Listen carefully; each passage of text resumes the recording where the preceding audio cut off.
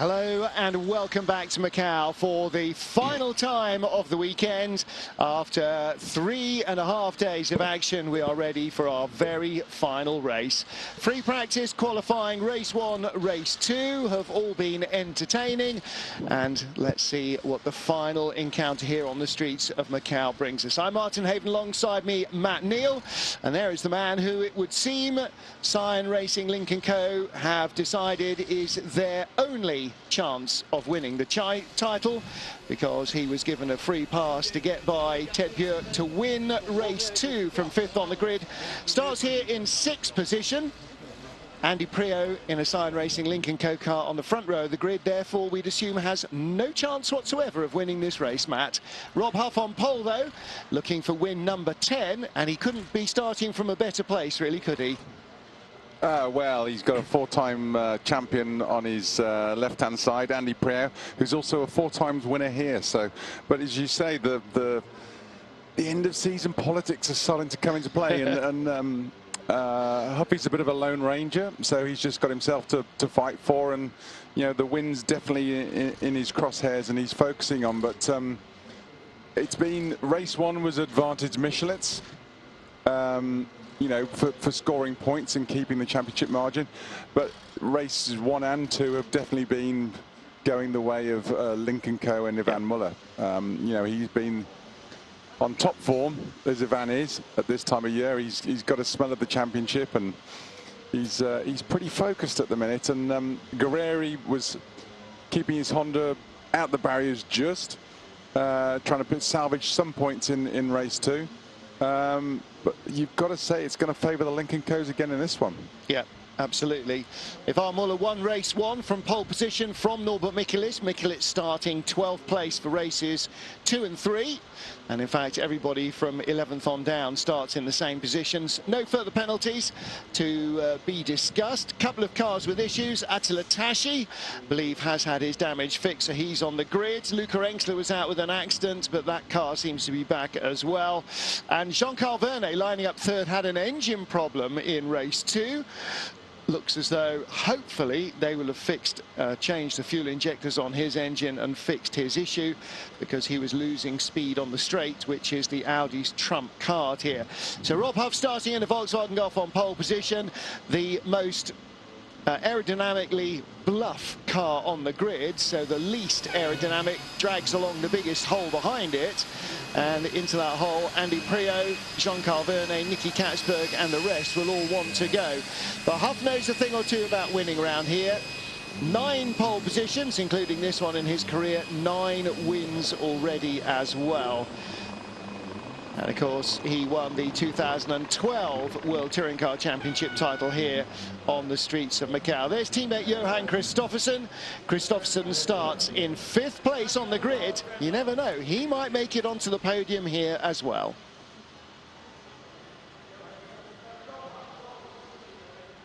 Well, Johan Kristoffersen's win this season came at the other legendary track on the schedule at the Nürburgring. So I'm sure he would be delighted to win here again. For Esteban Guerrieri, who left Ningbo having lost the lead of the championship. He left Suzuka having regained the lead of the championship. And he left the circuit yesterday having lost it again to Norbert Michelis. Now, it's damage limitation for him. After starting last on the grid after an engine change in race 1, he lost pole position with a different penalty. In race 2 was started from 4th on the grid. However, here in race 3 he will start in 10th position, so desperately trying to score any points. A row behind him in 12th, Norbert Michelis. They are the top 2 in the championship. It's entirely conceivable that, having started the weekend over 40 points adrift, Ivan Muller could walk away from Macau with the championship lead. He is only, what, 17 points off the leader, so it is possible. Jan Erlaché started from pole in race 2, and before we were halfway round lap 1, had already given the lead away. slowed down and allowed through Ted Björk and Ivan Muller. And Muller told the press conference afterwards that the decision was made before the race that if he got up behind Jan and Ted Björk, he would be allowed to pass both. Not he'd be allowed to try and fight away past, he would be waved past both. And bearing in mind, at the beginning of the weekend, Ted Björk was only 16 points behind Ivan. That sounds like possibly a slightly premature decision, but Sign Racing Link & Co made that choice, and they will now have to live with that. And so, unfortunately, will Ted Björk. I'm sure Ivan is fairly happy. Björk looked anything but at the end of the race, and the body language between the two of them veered on the extreme side of awkward. However, that's where they are, and we wait to see now what happens in the final race here.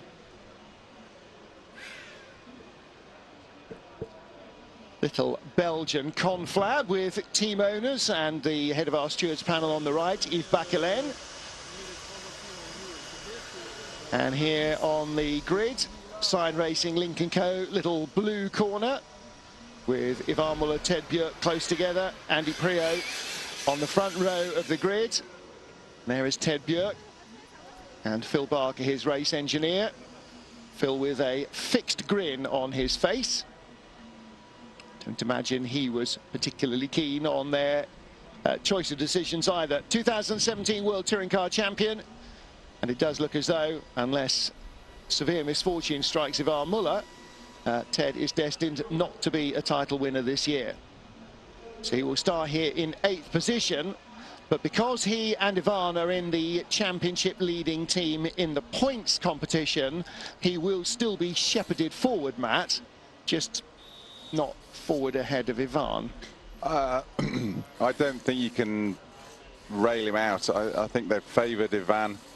But that definitely doesn't rail Ted out for the championship. Anything can happen, as you say, Martin. There's still a heap of points, and you know, you're on about Phil Barker, his engineer. With his, he's always got a steely look on his face, and he's been on the benefiting side of teamwork and team playing before, so he knows full well the game and how to play it. Listen, don't get me wrong, I don't think there's anything wrong with it. After all the Hyundai drivers are now supporting Norby, and the Honda drivers are supporting Esteban.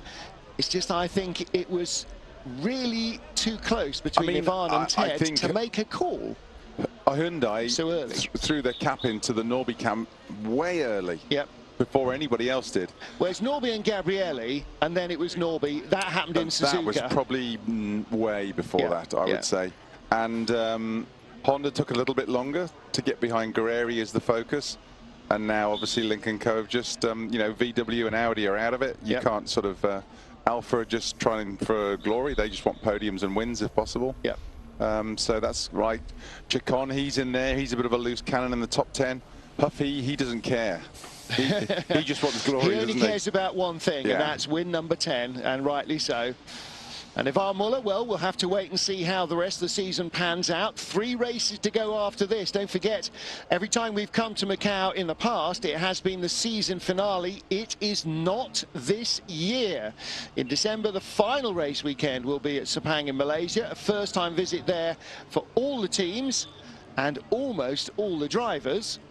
And it will be teamed then with the FIM's Endurance World Motorcycle Championship. So it'll be a double World Championship race weekend with WTCR and EWC, same as at the Slovakia Ring. Yeah, so late they'll be picking up their Christmas presents on the way back this year. It's 15th of December, so it's a real late one.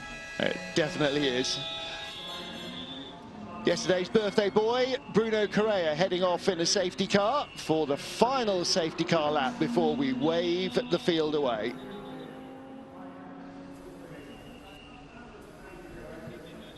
Johan Kristoffersson suiting up to get into his Golf. He starts in 5th position, ahead Ivan Muller. And I'm sure he would like to make as good a start from 5th as Ivan did in race 1, somehow squeezing through on the inside into 3rd place before the hairpin at Lisboa on the extreme left-hand corner of that map. And if he can tuck up somehow behind Rob Huff, then that might really benefit Huffy, because Christopherson is a good elbows out aggressive racer, and he showed in qualifying. He got through into the top 5 in Q3. He showed he's definitely got pace here. Well, it'll be interesting because the launch is the critical thing, because that gets your momentum going, and the Lincoln Co's have all been strong with the initial launch off the grid this weekend. And so, you know, if Huffy gets bottled up behind Priaulx, then he's going to have his work cut out, and then it's going to be interesting to see whether Lincoln Co let Priaulx go for the win. Nope. Or wrong team. Yeah, but then walk away. It's their home Grand Prix, isn't it? No, wrong team. Home Grand Prix. No, wrong team. 3 wins. Ain't gonna happen. 3 races. Ain't gonna happen. Nicky Katzberg, though, might well end up on the podium. He's been very quick. In fact, he's been, apart from first qualifying, the quickest of the Hyundai drivers. Norbert Michaelis on the front row of the grid, second fastest in Q1. That put him on the front row of the grid Fastest for lap of the race 1. in race 2 as well. Yep. Yeah, Nicky is absolutely flying here. He's clearly feeling the love. Jean Carvernet came here a couple of times in the TCR International Series before coming last year with WTCR. So, JK, very much at home in Japan. Had a home there for a number of years when he was racing in Japan, and subsequently later when he was racing in Europe only as well, or globally. But he's got a great chance. Had a fuel injector problem in race 2, particularly evident in right-handers. So Fisherman's and the R-bend, the last couple of corners that give you all the speed onto the start-finish straight, and then for the mile and a bit down to Lisboa, the car was misfiring. So he was not happy with that. They were going to change the injectors. Hopefully that has been done. They must have nicked the injectors off Flash's car. Well, you know, they might not have been far away from not having any cars on the grid, and for a team like WRT, that's almost unthinkable. Nicky Katzberg saying to Alex Legui on the grid, the most interesting thing about this race will be how Andy and he manage to reverse enough without any dramas. See, Katzberg's already saying, I'm going to have to drop well down the order to give Norby positions, and so is Andy. My money's on Andy for the win. No, ain't happening. I'd love it to, but, you know, he was very well up in race 1 and race 2. It all depends on Muller's start. I mean, Muller's got track position on his rivals. Yes. His championship rivals, should I say, behind him. And if he can make a place, 2 places, and there's only 1 or 2 cars between him and Priaulx, then we'll see it come into play. But if there's a big chunk, then it'd be harder to give up a win, wouldn't it? Well, Muller's already scored 55 points this weekend, and we still have 1 race left to go. So can he end up adding another 25 to that? 20 for second? Who knows? Rob Huff is the man on pole position. The 2012 World Touring Car Champion won that title here in his Chevrolet, and that is one of his, so far, 9 race wins on the streets of Macau. Now, he has come here a number of times in good cars. He's also come here a number of times in cars that you thought really probably shouldn't be winning anywhere, let alone in Macau. And yet he seems to find a bit of Huffy magic. He did in qualifying with the fastest ever TCR lap, a lap that he says he wouldn't want to have to try and do again. Of course, he'll come back next year and try and go faster, and that's evident. But the car on its own does have the pace. The problem is the car towing everybody else along behind it is going to be very vulnerable to attack off the start line. So let us see how the final race here in Macau goes. And while we do so, just to say our thanks to Maria Fernandez, who's been one of our travel and coordination gurus for a decade. It's her final race weekend today.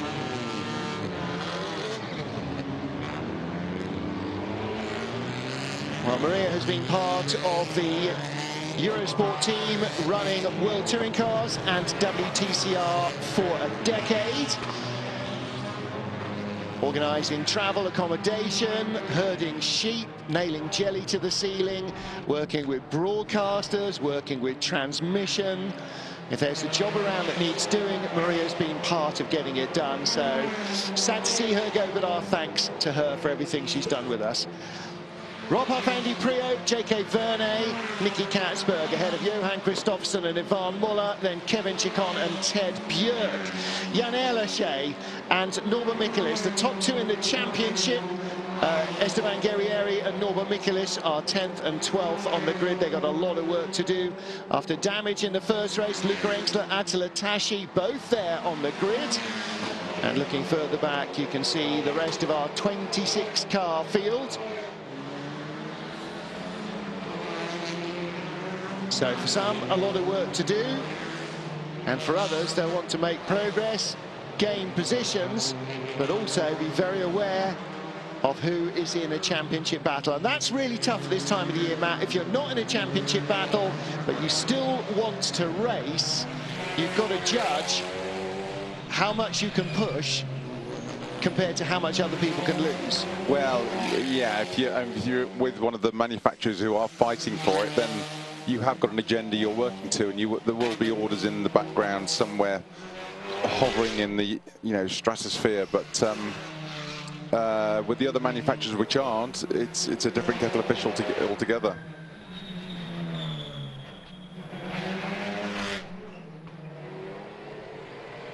Somewhere in all likelihood from the front two rows of the grid, or maybe the front three rows, will get a driver, a winner.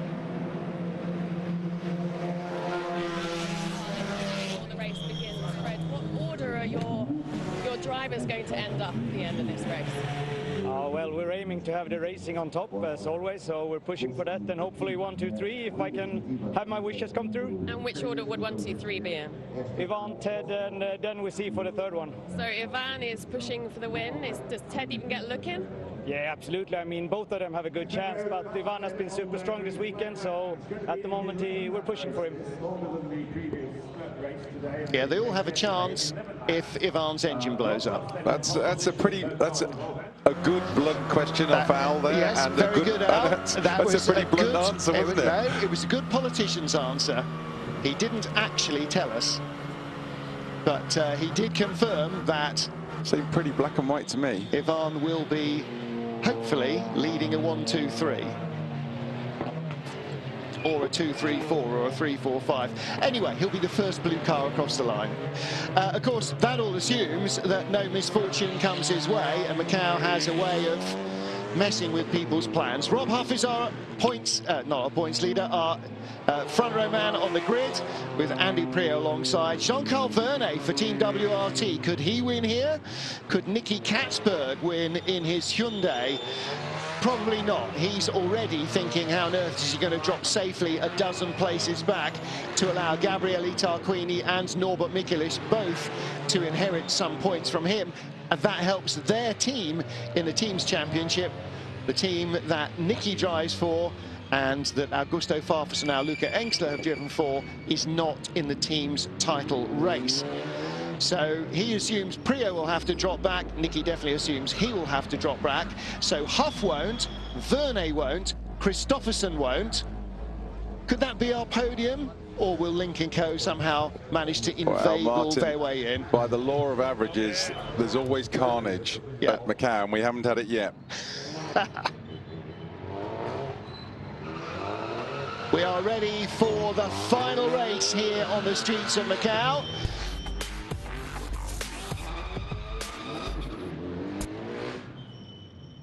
The last car on the grid will be Billy Lowe's Audi RS3 in its green and gold. And the first car is Rob Huff in the Sebastian Loeb Racing Volkswagen Golf, with alongside him Andy Priaulx. An all-British front row for the first time since, oh, I don't know.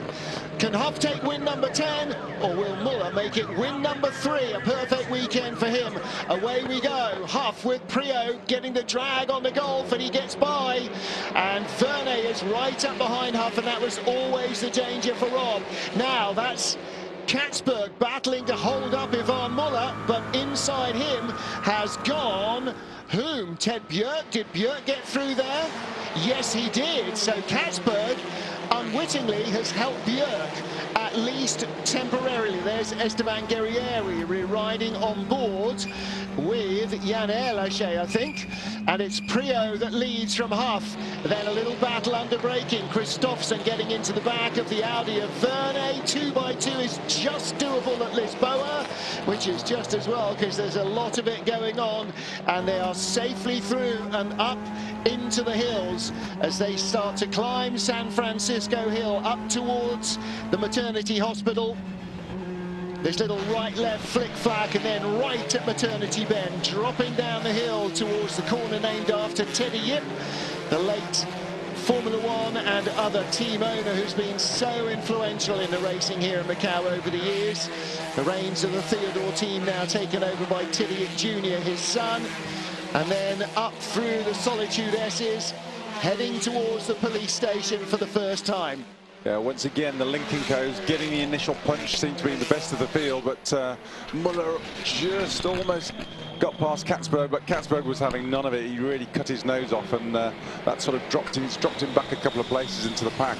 Well, Prio was unquestionably thrilled to be back in touring car racing with a top team like Sign Racing Lincoln Co, and doubly thrilled to be racing at the Nordschleife, and especially here at Macau, the scene of a number of wins for him, and of course where he's claimed championships before as well. And he is leading this race at the end of lap 1. So now, Matt, you put this in as the devil's advocate. If Prio is going to win, are they going to take it away from him? I'd hate them to do it. It's been his only win this year, and at Macau. I know. They've got to let him win. No, they've got to win the title. It's all about winning the title for the manufacturer, winning the title for the driver as well if they can do it. Ted Björk is clear of Nicky Katzberg. Ivan Muller is not. Now, Ivan's already had a 55-point weekend. The only thing he doesn't need in this race is a 0. So he will take whatever else is coming in terms of points, and it'll still be a good weekend. Andy Prio leads from Rob Huff. There's Prio with a big, broad yellow stripe down the bonnet of his blue Sign Racing Lincoln Co. Huff behind, turquoise bonnet. That's Jean-Carl Verne in the Audi. Johan Christopherson's Golf in 4th. Then Ted Björk. Then a gap, Nicky Katzberg. And Ivan Muller having a little look down the inside.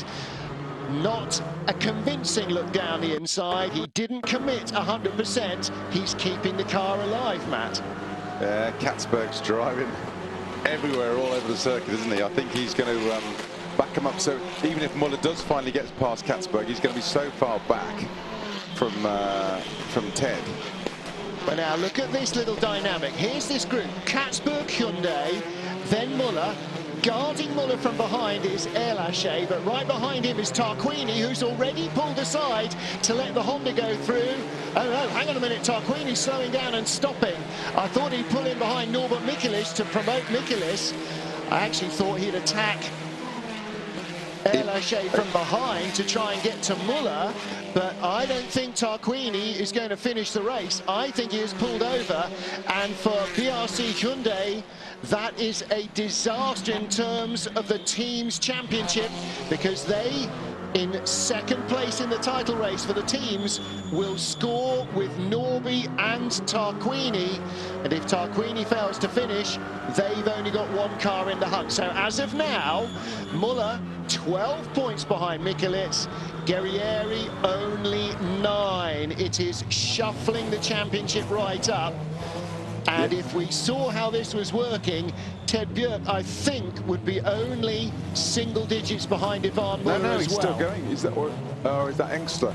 That's Engstler, possibly. The way that Tarquini pulled over dramatically and did not pull back in behind Michaelis, I think there was a gap for him to do so. Let's take a look a little bit further back.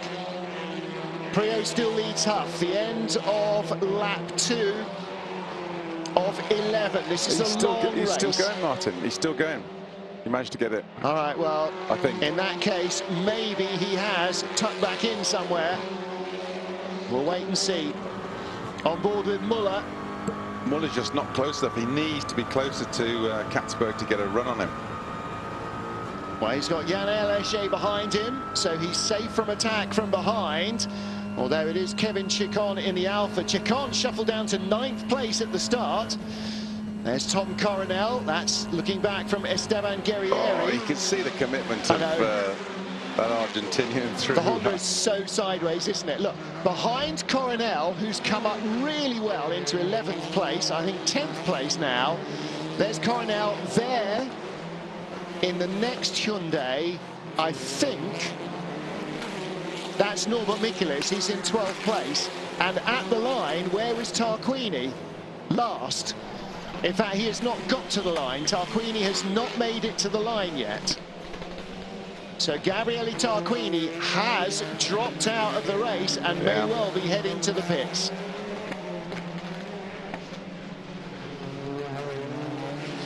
Tarquini's in the pits. Nicky Katzberg then is the only Hyundai driver in the top 10, holding off Ivan Muller. But at some stage, now what are you going to do? Are you going to deny Muller a couple of points, or are you going to give Norby a couple more points? And who wins more? Where's Muller now? Muller is currently 7th. To start with, he's going to make Muller work for it. Well, let's see.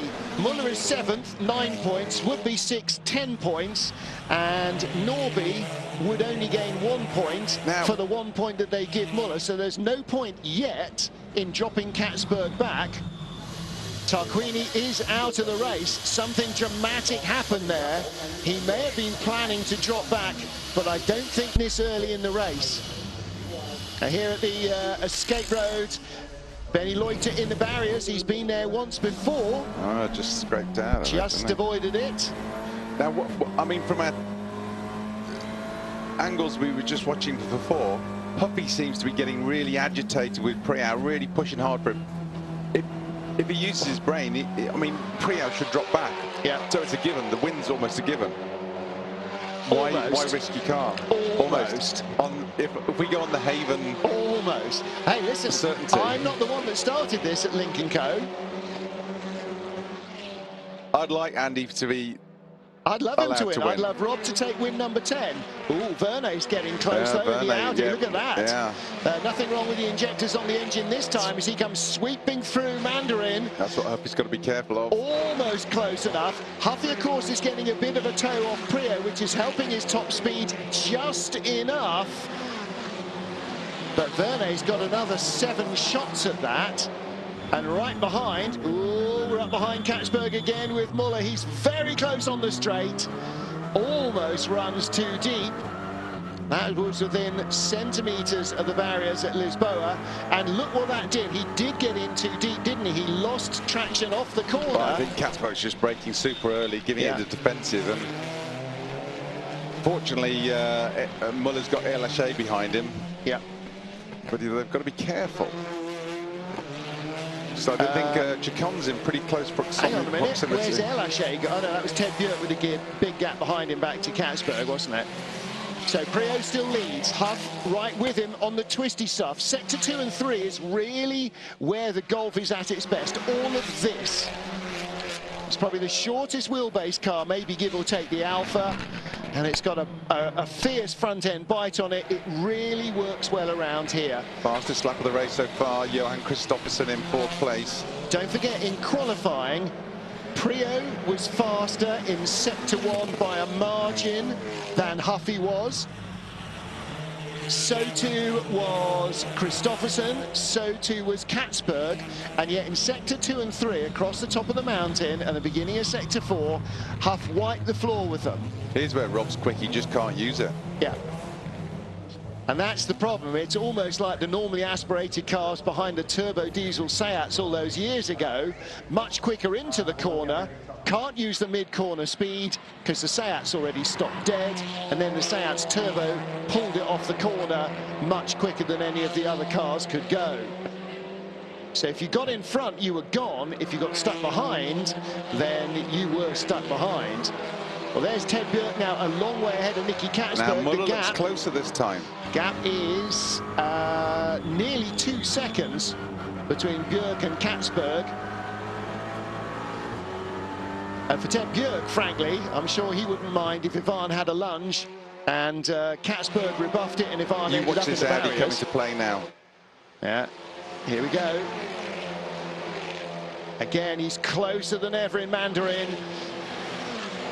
That turbulence takes a bit of front end away. Huff defends nice and early. Whoa, whoa, whoa, whoa, whoa, whoa. Slow down, baby. You saw the second Verne got on the brake pedal there, didn't you? As the car suddenly squirming underneath him. Oh, Katzberg's almost baiting him. Yeah. He is. Not a good time. He's hanging the fishing rod out. He really is, go on, isn't have he? a crack at me. He really is. He's hoping that Ivan's going to leave his foot out there and Nicky will be able to dive for a penalty. Yeah, that is tough. I mean, Ivan's working hard for it, no question at all, but it's not going to come easy. Priaulx leads from Huff. Verne and Christopherson. And Christopherson is hanging on the back here, but he's not able to threaten Verne. And Huff could really do with Johan in fourth place, being able to attack JK in third, just to take a bit of pressure off Huff in second, so he can maybe have a bit of a tilt at Priaulx. It only needs one little slip up of any of that leading four. And they're all in the wall. And they're, yeah. Well, we saw it in qualifying, didn't we? A couple of times cars hit the barriers, 3 or 4 other cars involved. We've seen it in races here where there have been 7, 8, 10 car pile-ups. There's nowhere to go and you can't see round the corners. We can, because our cameras are 40, 50 feet up in the air. The drivers can't because their eyes are about 4 feet up in the air and the barriers are about 5 feet tall. So Andy Priaulx still with the lead. And again now, as we get onto the quick stuff, he starts to pull away immediately from Rob Huff. Huff starts to pick up the slipstream, closes a little, but in third place, Jean-Carl Verne closes a lot. Now, why I think Priaulx's going for the win, because if not, he's completely sacrificial. Because he's not in the teams, not in the drivers. So in the real technical section, in sector 2, I'd back these 3 up into Ted completely to give him a run when they get onto the fast stuff through Reservoir and Mandarin. Yep. But that's not happening.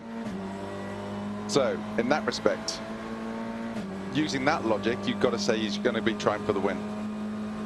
I'm if he sure doesn't, he is. it's wasted. Otherwise, because you could be getting Ted further up than just giving them 1 place away. I agree, and I'm sure he is going for the win. Looking back at Tom Coronel from Esteban Guerrieri, he's there or thereabouts. No change in the drivers' points at the moment. There hasn't been a position change since lap 1. Norbert Michaelis has just started to go a lot quicker. Fastest race lap to Johan Christopherson last time round, in 4th place. And the current points projection is that Ted Bjerg will be 14 points behind Ivan Muller at the end of the weekend, with 85 points remaining in the championship. He'll be 26 off the lead.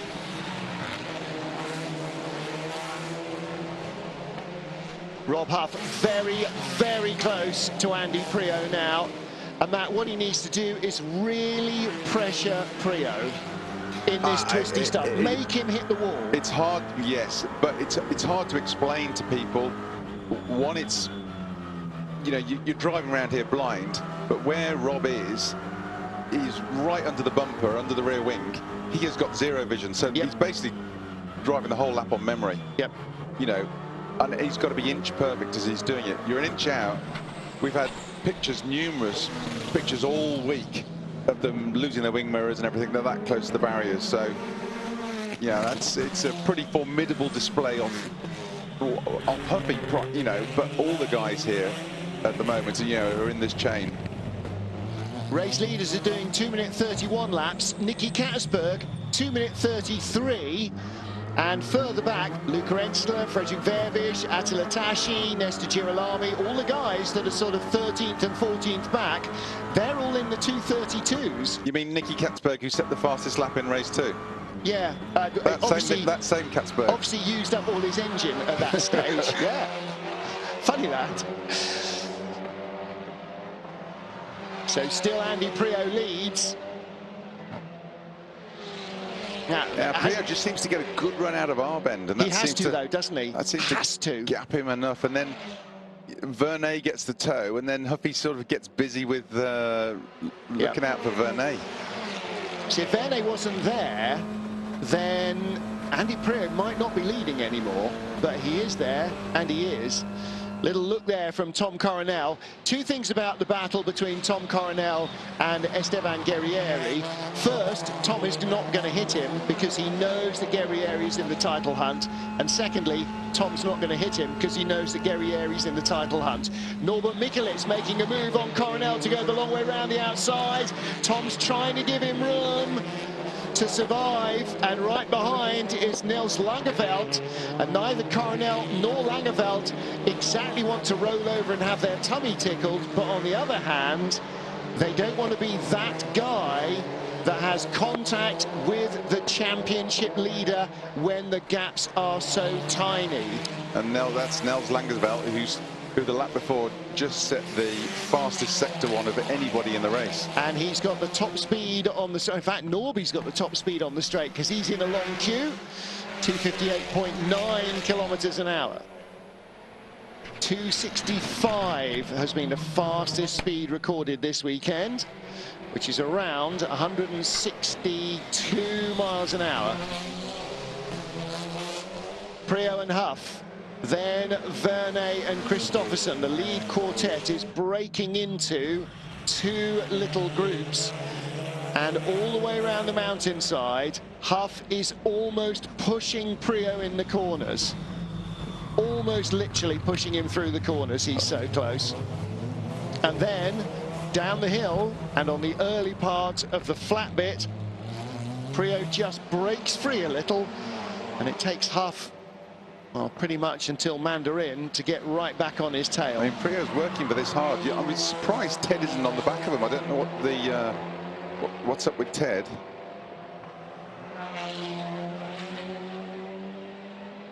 Well, Ted Bjerg presumably is going exactly as fast as he can on his own, 232.8. That's where Andy gets a great run out of that R-bend. That's what's saving his bacon at the minute. Yeah. Well, and the other thing then, of course, if out of Mandarin, Huff looks like making a move, then Priaulx just stays on the right and further right and makes Huff go the long way around the outside into Lisboa. It can work, but it's pretty high stakes. Looking back now, is this still from Guerrieri? Where is Norby? Looking for Norby. He's still behind. So Guerrieri and Coronel, Mikulits in 12th, and not in position to attack Coronel at all this time. That was a good view, and in fact you could hear no lift at all from Guerrieri. Yeah, Katzberg just slowly drifts towards the apex. Yep. Closes the gap. Tempts Muller. Well, slowly closes it in front of him. Ivan is going to go away, not 40-odd points behind, but 12 points off the lead, with 85 points still up for grabs in Malaysia. And because other cars are setting fastest race laps, the Lynk & Co may not get an extra load of success ballast on it. Priaulx, Huff and Vernet, the 1, 2, 3. There's Team Huff looking a little bit downcast.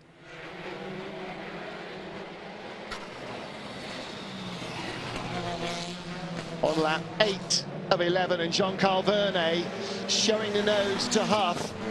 No way he's getting through there, but he's showing it anyway. Around Donna Maria.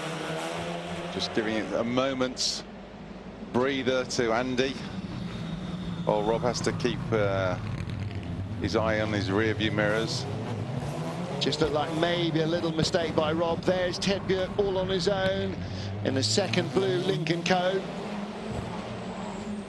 So, has Priaulx not been asked to drop back and give Ted and Ivan more points? Or is his radio gone on the blink?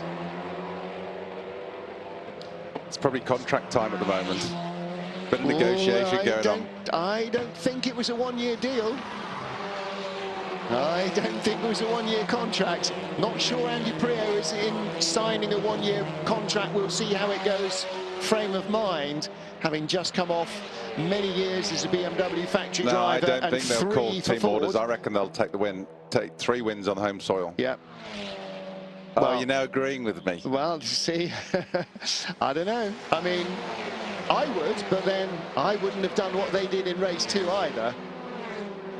Looks like Ivan's given up on Katzberg. Well, he doesn't need to pass him. He's got Jan behind to hold off Kevin Chicon and all other comers. Maybe he figures it's too dangerous, and Katzberg's going to drop behind him anyway, and he's not going to catch up to Ted.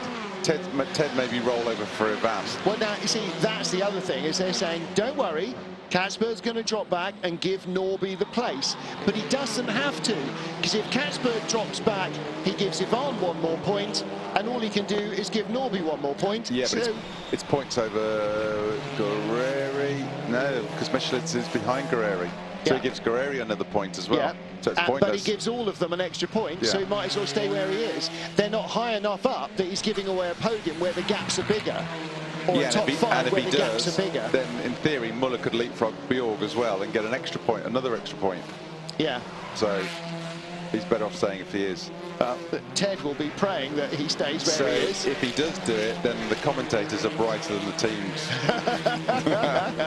Well, you are. Because we've worked it out. You are, mate, not me. But I mean, it's a moot point. If Katzberg drops back, Muller gets a point, Elaché gets a point, Norby gets a point. Doesn't make any difference. But Ivan gets 2 points more. Or 2 places no, more. he goes from 7th to 6th, so that's 9 to 10, so it's only 1 point. No, but he'd get Katzberg and he could get Bjorg. He's not going to catch Bjork. No, because Nicky will do it on the last lap to make sure there's no chance of him getting Bjork. Unless Bjork has, a big engine problem. Look, that gap's opened up nicely. On the other hand, Ted is a long way away. And maybe after race 2, Ted's radio won't be working either. Ted's I a know Ted's a real professional, but to be stiffed by the team like that when it is still a 4-horse race and wide open. See now, if they really annoy Ted, he's half of their challenge for the team's title. And for Sign Racing Lincoln Co. to win the team's title is probably just as important to the manufacturer. Fastest lap of the race just set by Huffy. Yeah. So he's definitely not rolling over just yet. No, he's in the slipstream behind Prio down the straight. He's not close enough again this time though. And every lap he's less and less close, and Verne is still there. Prio just gets to Lisboa at the end of every lap and just goes, oh, yeah, thanks. Yeah, again, I'll manage it again. Parallels at Monaco are so similar, although there is no quick bit at Monaco. But as soon as you turn out of Lisboa, you're in basically a one-line racetrack, and if you don't stick it in the wall, the chances of the guy behind passing you are next to 0. But they're just beyond the other side of 0. And that's in relatively narrow touring cars. Imagine what a GT car that's 50% wider than these looks like around here. Still Andy Prio leading from Rob Huff. Penultimate race of the weekend here in Macau.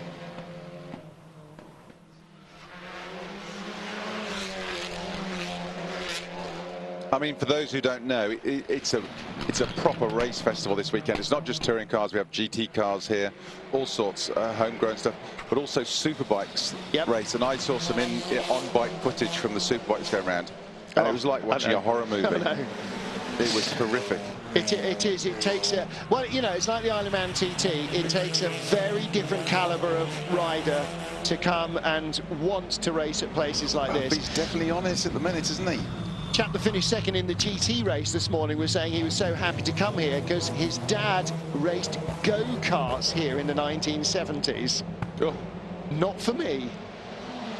I don't know what they were on, but I guarantee there was no doping control in those days. Maybe Huffy's just figured that Prio ain't going to roll over, and so he's got to. I think probably Huff's assumed right from the start that Prio wanted to win this, and if he was going to win it, he had to beat Andy. And right now, it looks like it's not going to be win number 10 for the Golf just driver. too loose on the way into R. It is, isn't it? Yeah.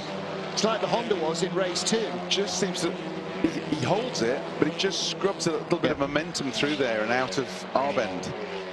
That tiny little slide. Preo had the same up at Donna Maria on the qualifying lap. The back just drifted out a tiny bit wide. Ted Bjerk's drifted out very wide and cost him a shot. But Rob Huff's car was very neatly nailed together. The problem is, as the race has gone along, it's got a little bit more and a little bit more tail happy. And now on the final lap of the race, he's nowhere near close enough to challenge at Lisboa. Yeah, it's almost like the longer wheelbase of the Lincoln Co. just gives it that stability where it needs it through the quick stuff. Even when the tyres are at their worst. Now oh, right.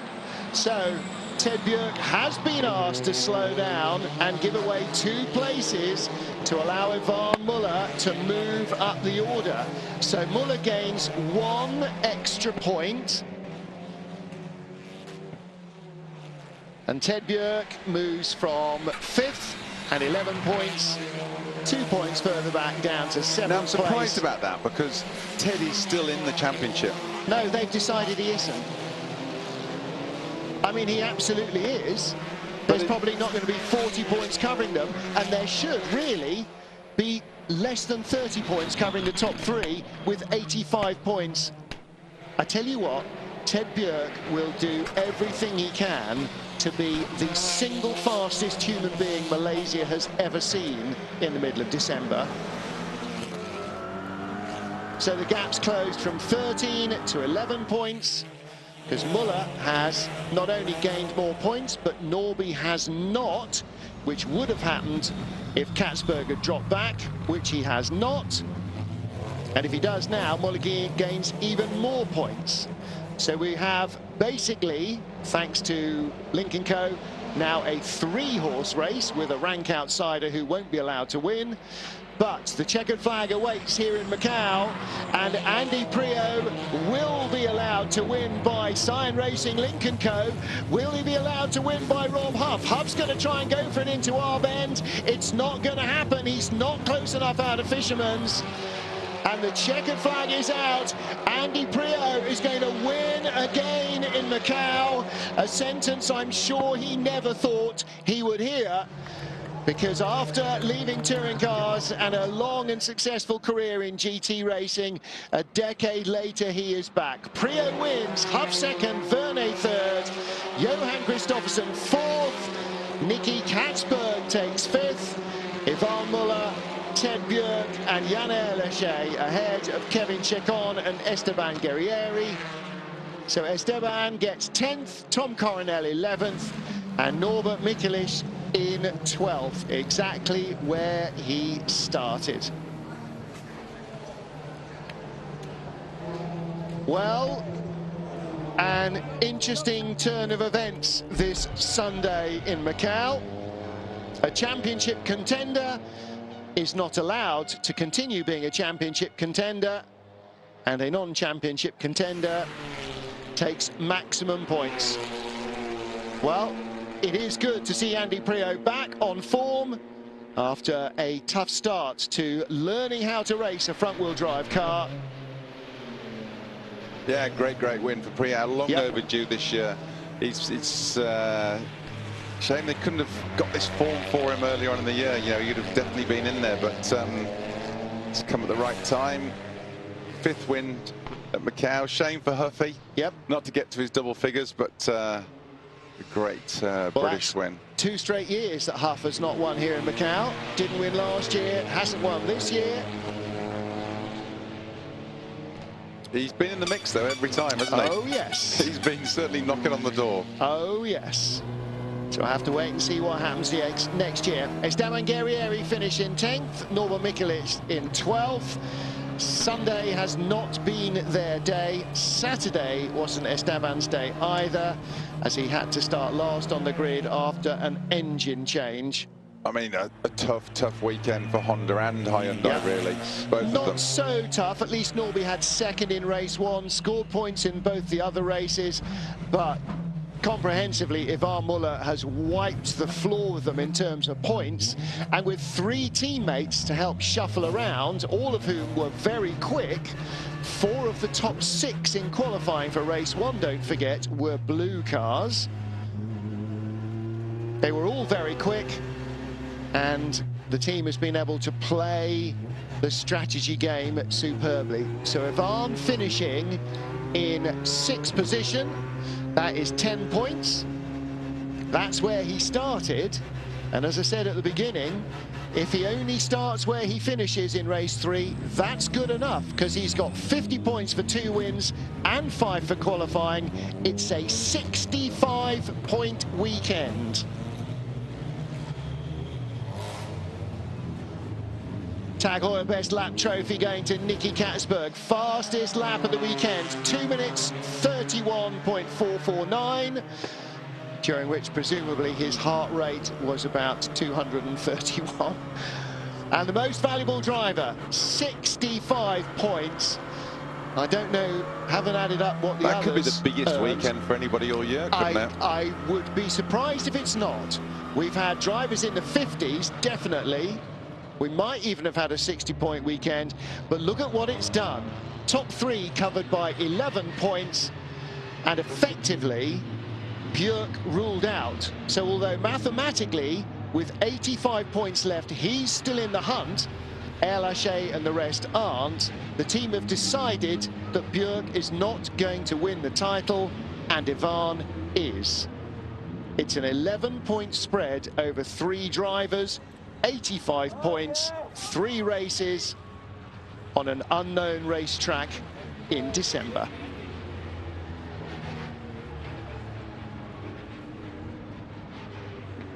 Delighted Guernseyman Andy Priaulx back to his touring car winning ways. He's won many times in GT racing for BMW and for Ford in the decade since he left World Touring Cars. And now coming back in a front driver for the very first time this year. Well, the second time in his career, but we'll discount a Honda in the British Touring Car Championship about 15 years ago, because he's unlearned all of that. And now he has made it to the top step of the podium for the first time in his new career with Sign Racing, and here in Macau of all places. No wonder he is looking happy. Yeah, great result for Andy. Shame for Rob. You know, and I think anything except a win he was going to be disappointed with, wasn't he? He's got too used to winning around here. Boss of Audi Sport, Chris Reinkler, with Jean-Carl Vernet, and Chris heading next weekend, of course, to Saudi Arabia, where Formula E kicks off. Our good friend Alan McNish running the Audi team there, and looking to continue their success. There's nothing left. I've set my car up there all weekend for that corner because it keeps you alive. I can beat you around here, mate. Talking there about Arbend, aren't they? Well, you've won multiple world champions here around the streets of Macau, and you've just taken your season win. That was a great race. Thank you. It was a tough race, Huffy with my back all the way, and didn't give me any breathing space. Really happy to get the first win for me, for Lincoln Co-is. Obviously had some wins this year, but after Ningbo I led till the last 2 laps, and now I've won a race, and really happy that I'm actually back on where I was when I used to be. Much deserved. Were you worried at any time that team orders might come into play? Well, yeah, you never know what the outcome is, but a win's a win, you know, and I really respect the team for letting me push for the win. You know, thanks to my team who've given me a full support during the season. The first half was hard, but now we've won a race, and it's a special race because it's my daughter's 16th birthday. Happy birthday, Danny. Love you loads. Congratulations, Andy. Well, happy birthday to Danny, who, when Andy was last in the paddock, was running around in primary school age, at primary school age. So congratulations to him. Happy birthday to her. Hoping for his 10th win. Rob, frustrating start. Not really, it's just normal. Not really. Yeah, no, I've always struggled to get the golf off the line. That's no lie. We saw it last year off double pole. Is what it is. But it was great to race with Andy. It was clear we were a little bit quicker than him, especially in the top. But there's nowhere to go. And the downside of the golf, it's no secret. Every track we go to, we're down in the straight. And it was everything I could do to hold on in Mandarin to keep JK behind, because they come at us 10k quicker than we go. So, but I thoroughly enjoyed it. It was a great race, and to be beaten by Andy around here, I don't really mind. He's won enough world championships here in the past, and you know, it's just a lovely race. Yeah, it was really enjoyable. We just had the edge on JK, and yeah, when Andy got the second sector right, we could just get away. Yeah. But it was just enjoyable to race with Andy. It's always nice to race with him, and with JK, of course, as well. And I know Johan was putting some pressure on JK as well, so it was good. I enjoyed it. Good, good. Yeah, you'd have to say, Martin, that Huffy was the quicker car out there. It was all won and lost in the initial launch. Yeah. That was it. And also, as Andy was just saying to Rob, that he set his car, it can't have been Arben, it must have been for Mandarin, set his car up for that corner the whole weekend to try and maximise the speed down the straight. And in the end, that was key, because Huff had a couple of times he got almost alongside, but not enough. So Rob Huff, king of the mountain, not able to outpace Andy Priaulx on the flat parts. Priaulx the winner from Rob Huff, Jean-Carl Vernet completing the podium ahead of Johan Kristoffersen, Nicky Katsberg, and Ivan Muller being waved through by Ted Björk to take 6th position. So some counting, adding up and discussing what's going on. Ivan scored 65 points here today. 55? 2050. 65. Nestor Girolami scored 66 points in Hungary, but in China, Ivan had 2 wins and a third, which was 76 points. So between China and here, Ivan Muller has scored 132 points over just those 2 race weekends out of his 305. That's pretty spectacular. And there is an 11-point spread over the top 3. Nobody other than the top 4 can win the title, mathematically, and nobody apparently other than the top 3.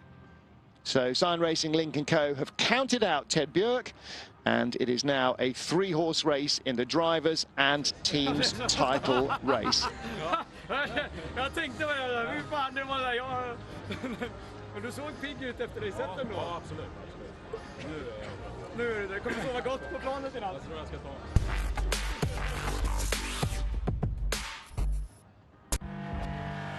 Race 3 in Macau, and Rob Huff, 9 times a winner here on pole position, looking to go into double figures.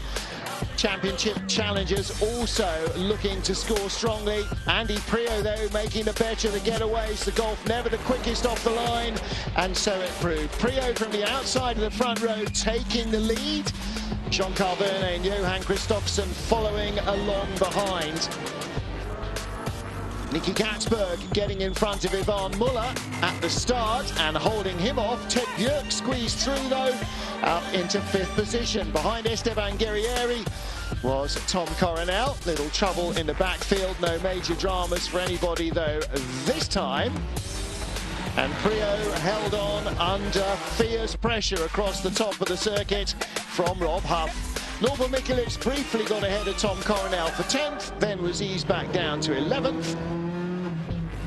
And that is where Norby ended up, outside the top 10. Started 12th, and he would end up 12th at the end of the race. Teammate Gabriele Tarquini dropped out, further hindering the team's title hopes. End of the race, Priaulx leading Huff across the line by a fraction, with Jean-Carl Vernet completing the podium, but Ted Björk stepping aside to allow Ivan Muller to move up the order and close the title race right up.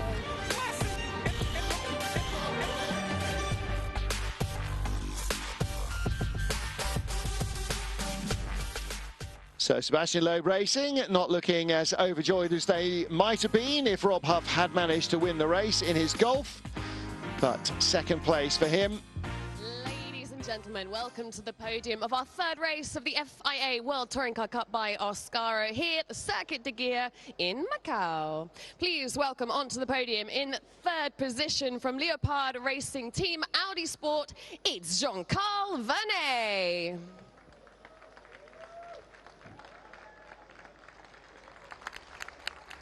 In second position from SLR Volkswagen Motorsport, it's Rob Huff.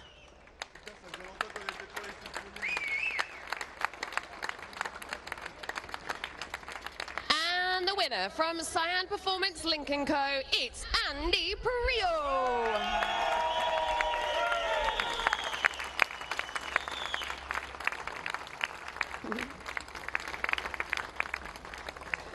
And representing Cyan Performance Lincoln Co., it's Charles Hodge.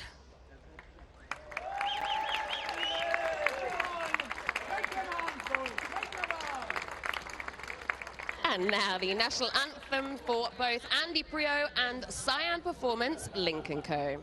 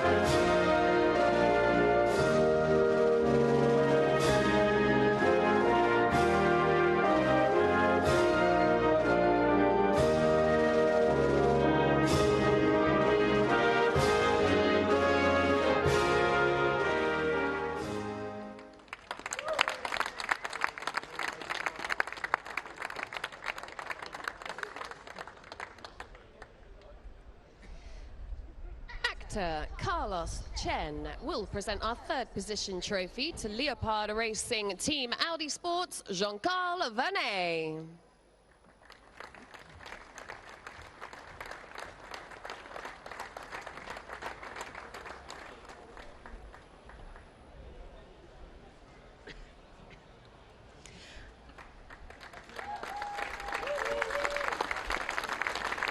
Actress and singer Myoli Wu will present our second position trophy to SLR Volkswagen Motorsports, Rob Huff.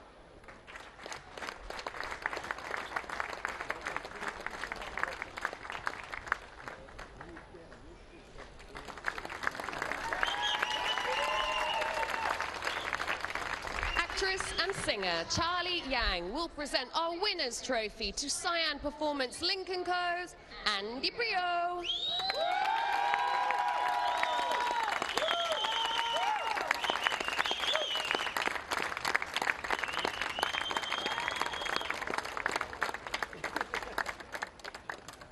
President of the Sports Bureau and coordinator of the Macau Grand Prix Organizing Committee, Pun Weng Kun, will present the winning team trophy to Cyan Performance Lincoln Co.'s Charles Hodge.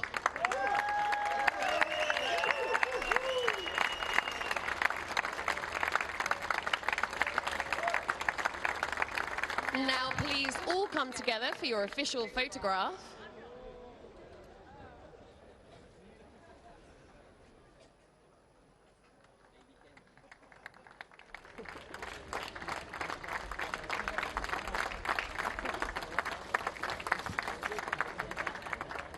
Wait, no, boys. And now your official photograph, drivers. Oh, let's party!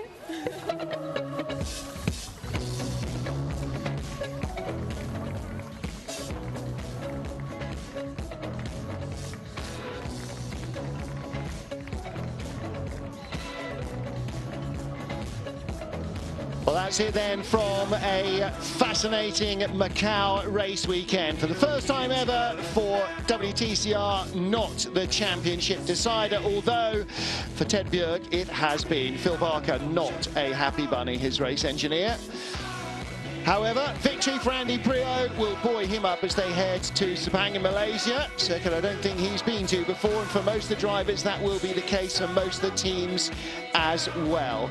And in the championship, Sign Racing Link & Co have moved further ahead in the team standings, with BRC, Hyundai and Squadra Corsa in second, and allinkle.com Munich Motorsport in third place, having come here in second spot in the championship.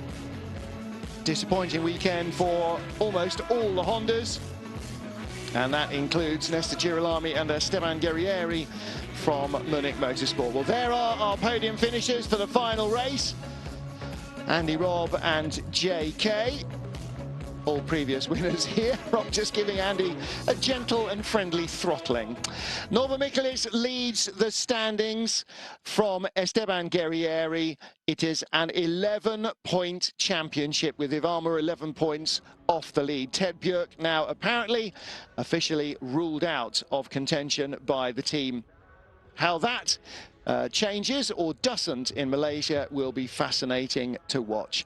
Everybody else mathematically is out of the hunt anyway, so for them and for everybody in all the other teams, it is about trying to win another race, gain another position or a podium finish, and try and end the season on a high at the end of what will have been the longest global touring car championship calendar, I think, of all time. Sign Racing Link & Co easing ahead now, 72 points clear of BRC, Hyundai and Squadra Corsa, with allinkle.com nearly 20 points behind them, 16 points further back. So the team's title is looking like a racing certainty now to go to Sign Racing Link & Co. Well, that's it from Macau, from Alex Legui, from Matt Neal and me, Martin Haven. Our thanks to you for joining the WTCR TV crew on site in Macau. And again, our thanks to Maria Fernandez for all her help in the championship and the years that preceded it for the last decade. We'll miss you, Maria. At least the tennis will be a lot quieter.